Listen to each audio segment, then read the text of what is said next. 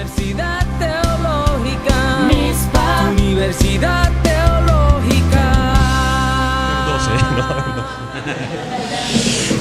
Muchas gracias por este recibimiento y esta expectación cuando uno viene de España a un país ajeno, gente que no conoce, ni que ustedes me conocen por lo menos personalmente.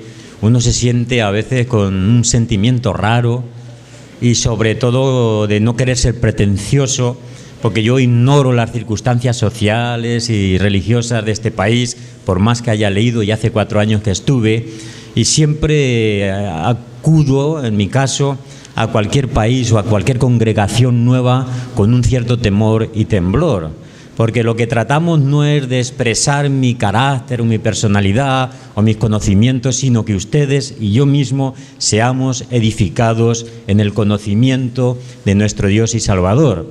Y por eso en esta mañana, ya aprovechando la presencia de profesores, de alumnos, y que creo que contabiliza para sus estudios esta reunión, me había preparado antes de venir pues toda una conferencia con datos, pero al final dije, bueno, ¿y si esa conferencia realmente no suple las necesidades que usted tienen?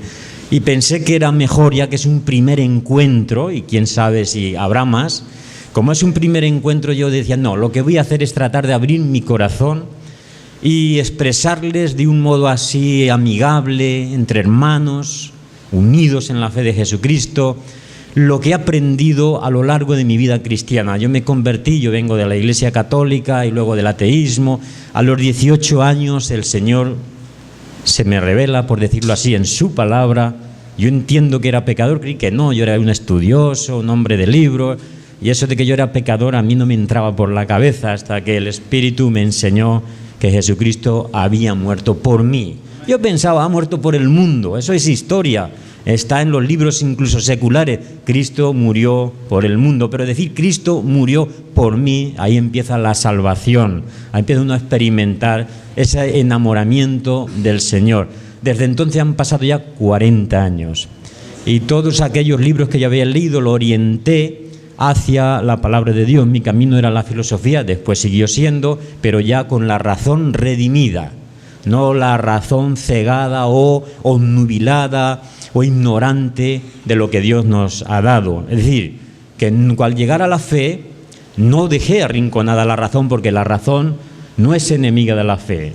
Lo enemigo de la fe es siempre la injusticia, la inmoralidad. Pero la luz que Dios nos da mediante la inteligencia y el entendimiento y la lógica, hay que usarlo, porque Dios es la suprema verdad.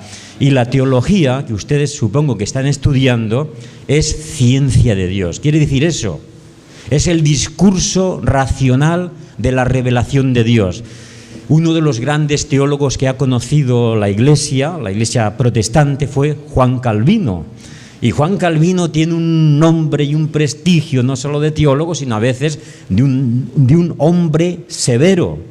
Pero su lema y su escudo, igual que aquí ustedes tienen este lema, y tienen en principio el Espíritu y la llama del Espíritu como que es el que ilumina todos los actos de la Iglesia y de la universidad. El lema de Calvino era una mano extendida y un corazón en llamas. Un corazón ardiente para Dios, y eso es el núcleo de la teología. Surge del Espíritu, la teología es un don, un regalo de Dios para la Iglesia. Lo que pasa es que a veces la teología se entiende como acumular conocimiento, incluso adquirir prestigio ante el pobre creyente, que es algo más ignorante, y hay quien utiliza incluso palabras complicadas o expresa sus conocimientos, por ejemplo, de hebreo, griego o de exégesis, para decir yo soy una persona dotada. Pero no, eso es lo que me gustaría en esta mañana, tratar de expresarles mi inquietud sobre los caminos por los que uno empieza bien pero puede terminar desviándose, incluso con las mejores intenciones. Y los que estudiamos teología siempre estamos en el peligro de que entre algo de vanidad. ¿Y qué dice Pablo? La ciencia hincha y la vanidad, pero todo eso no edifica. ¿No contribuye a qué? ¿A qué estamos? ¿Para qué estudiamos? Para edificar el pueblo de Dios, para que el pueblo de Dios esté equipado para dar razón de su fe a un mundo cada vez más complicado. Cuando yo era joven leí un libro, quizá ustedes también, no sé, de Bertrand Russell.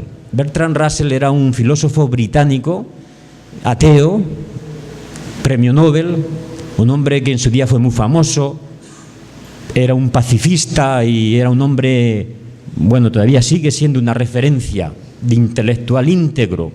Pero él escribió un libro que se llamaba ¿Por qué no soy cristiano? Un libro fuerte. Pero ¿quién leía ese libro? En esa época todo el conocimiento se transmitía por el papel, el libro impreso. No existía internet, pues lo leían los más universitarios, muy poca gente. Hoy día, internet es consultado por millones de personas y las ideas que antes estaban reducidas a núcleos pequeños de jóvenes que tenían acceso a la cultura, al estudio, que eran inquietos, hoy cualquiera, hasta de poca edad, puede entrar y hay páginas defendiendo el ateísmo, no solamente el de Richard Dawkins o otros filósofos modernos, sino incluso páginas del nuevo paganismo, y es de un acceso facilísimo, rápido. Quiero decir que los retos que antes el cristianismo tenía casi no salían de círculos pequeños. Hoy, se vaya o no a la universidad, uno puede encontrarse confrontado con ideas que cuestionan la existencia de Dios, la inspiración de la Escritura, la verdad del cristianismo, en fin, todo lo que forma el armazón de nuestra fe. Es decir, todo el contenido doctrinal. Y eso nos obliga a tomar muy en serio la formación, nuestra formación como cristianos. Proveyendo herramientas para el líder de hoy. MISPA, preparando